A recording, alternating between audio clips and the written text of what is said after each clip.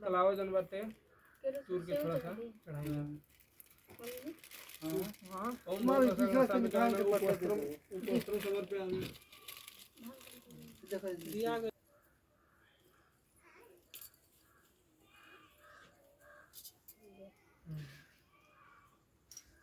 ये चढ़ाई ना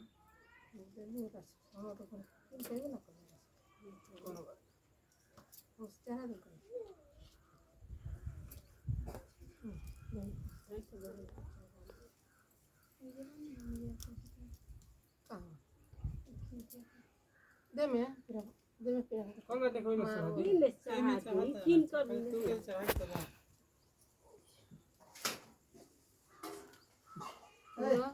आई कुर्सी आता हो तो वो जन को भूया हो जो बैठे वाला कुर्सी पर दा तो तू दे बिना मतलब कोन पता चला बैठे जाता आ चला जाओ बैठे आ वाले वाली तुम हो तो बैठाओ ना लोग ना हो जा बैठ बढ़िया कोई हां दे हमको बोला और जाओ को जिंदा है हाँ।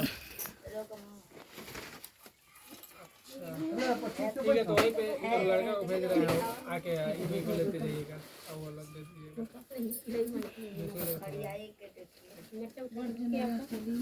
भाई चलो तो साइकिल से धनंजय के द्वार पर हाँ बाइक हुई लेने ही वो लोग बुला के बाइक को दे दिया वो ले जाएंगे बाहर वाला चल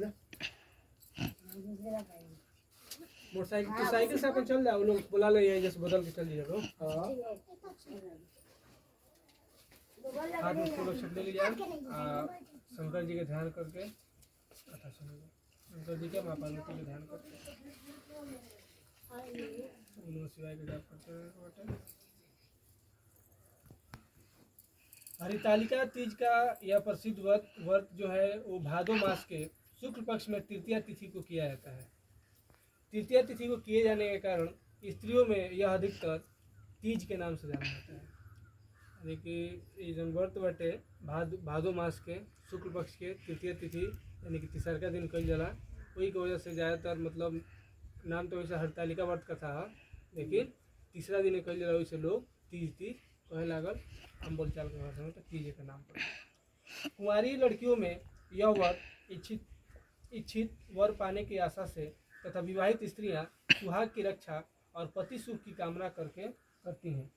जो कुंवारी लड़कियां होती हैं वो अपना मनपसंद पति पाने के लिए क्योंकि पार्वती जी ने जब इस व्रत को किया था तो वो उस समय कुंवारी थी और उन्होंने इस व्रत को किया था शंकर जी को पाने के लिए शंकर जी को प्राप्त करने के लिए।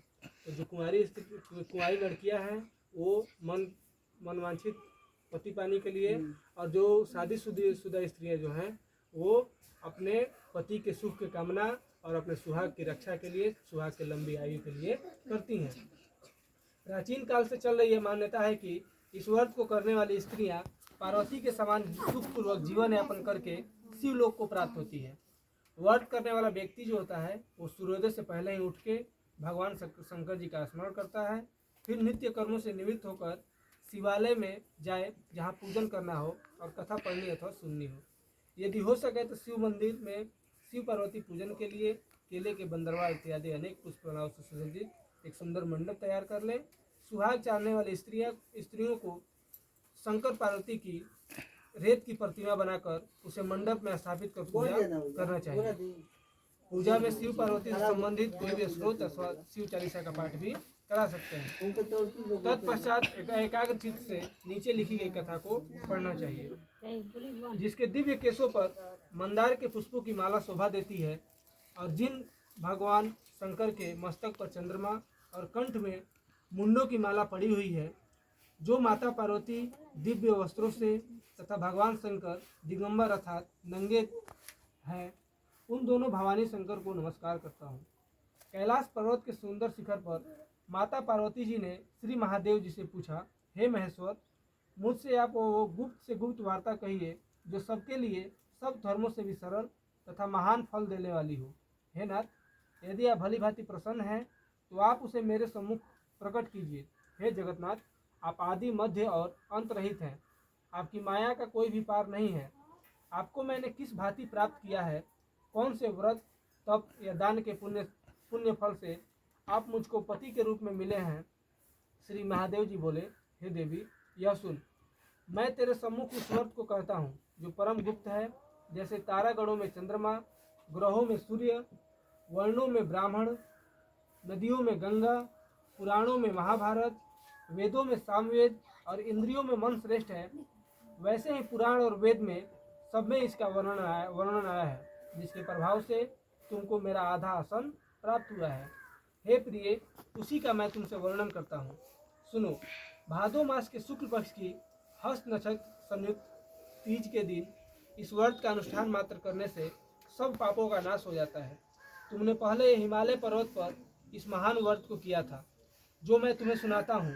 पार्वती जी बोली, हे प्रभु, इस व्रत को मैंने किस लिए किया था, यह मुझे सुनने की इच्छा है, सो कृपा करके कहिए। शंकर जी बोले, आर्यावर्त में हिमालय नामक एक महान पर्वत है, जहाँ अनेक प्रकार की भूमि अनेक प्रकार के वृक्षों से सुशोभित है, जो सदैव बर्फ से ढके हुए तथा गंगा की कलकल ध्वनि से शब्दमान रहता है। हे पार्वती जी, तुमने बाल्यकाल में उसी स्थान पर परम तप किया था और 12 वर्षों तक के महीनों में जल में रहकर तथा वैशाख मास में अग्नि में प्रवेश करके तप किया। सावन के महीने में बाहर खुले में निवास कर अन्न त्याग कर तपती रही। तुम्हारे उस कष्ट को देखकर तुम्हारे पिता को बड़ी चिंता हुई। वे चिंतातुर होकर सोचने लगे, मैं इस कन्या की शादी किससे करूं। यह अवसर पाते ही देवयोग ने ब्रह्मा जी के पुत्र नारद जी वहाँ आए। देवर्षि नारद ने तुम शैलपुत्री को देखा। तुम्हारे पिता हिमालय ने देवर्षि को अर्घ्य, पान, आसन आदि देखकर सम्मान सहित बैठाया और बोला, हे मुनीश्वर, आपने यहाँ आने का कष्ट कैसे किया, कहिए क्या आज्ञा है। नारद जी बोले, हे गिरिराज, मैं विष्णु भगवान का भेजा हुआ यहाँ आया हूँ। तुम मेरी बात सुनो। आप अपनी कन्या को उत्तम वर को दान करें। ब्रह्मा, इंद्र, शिव आदि देवताओं में विष्णु भगवान के समान कोई भी उत्तम नहीं है, इसलिए मेरे मत से आप अपनी कन्या का दान भगवान विष्णु को ही दें। हिमालय बोले, यदि भगवान वासुदेव स्वयं ही हमारी कन्या को ग्रहण करना चाहते हैं और इस कार्य के लिए आपका आगमन हुआ है, तो वह मेरे लिए गौरव की बात है। मैं अवश्य ही उन्हें अपनी पुत्री को दूंगा। यानी कि नारद जी अगुआ बन के आईनी पार्वती जी के घरे। पार्वती जी के पिता का नाम हिमालय रहे। वहाँ से कहनी कि हम भगवान विष्णु जी हमारा भेजले बनी और कहले बनी कि जाई हमारे शादी तय करके आई। तो जब ये बात हिमालय जी सुनी, पार्वती जी के पिताजी केहू बेटी के बाप भइल सुनी कि बढ़िया वर मिलता, क्योंकि सबसे देवताओं में सबसे श्रेष्ठ जन मानल जाला विष्णु भगवान के, सबसे बलशाली, सबसे विष्णु भगवान के अवतार होला। कबो रामा अवतार, कबो नरसिंह अवतार, हर अवतार में अलग अलग रूप में चाहते नहीं, तो वहाँ के तो वचन दे देनी। लेकिन ये शादी पार्वती जी के मंजूर ना रहे। जो केहू कितना भी सुंदर होके, केहू कितना भी अथी रहे, कितना भी गुणवान होके, लेकिन जब मन में पसंद होला ओकरा से गुणवान केहू कितनो गुणवान रहे ओकरा ना दिखाई दे। तो क्या हुआ कि भगवान विष्णु जी के लिए नारद जी आए और नारद जी के भेजे गए नारद जी को इनके पिता ने, पार्वती जी के पिता ने वचन दे दिया। वचन देने के बाद हिमालय का यह आश्वासन सुनते ही देवर्षि नारद जी आकाश में अंधार्थ हो गए और शंख, चक्र, गदा, पद्म एवं पीताम्बरीधारी भगवान विष्णु जी के पास पहुँचे। नारद जी ने हाथ जोड़कर भगवान विष्णु से कहा, हे प्रभु, आपका विवाह कार्य निश्चित हो गया है। इधर हिमालय ने पार्वती जी से प्रसन्नता पूर्वक कहा, हे पुत्री, मैंने तुमको गरुड़ ध्वज भगवान विष्णु को अर्पण किया है। पिता के इन वाक्यों को सुनते ही पार्वती जी अपनी सहेली के घर गई और पृथ्वी पर गिरकर अत्यंत दुखी होकर विलाप करने लगी। उनको विलाप करते हुए देखकर सखी बोली, हे देवी, तुम किस कारण से दुख पाती हो, मुझे बताओ, मैं अवश्य ही तुम्हारी दुख दूर करूंगी।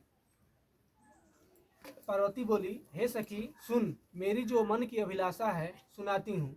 मैं श्री महादेव जी को वरण करना चाहती हूँ। मेरे इस कार्य को पिताजी बिगाड़ना चाहते हैं, इसलिए मैंने निसंदेह इस शरीर का त्याग कर दूंगी।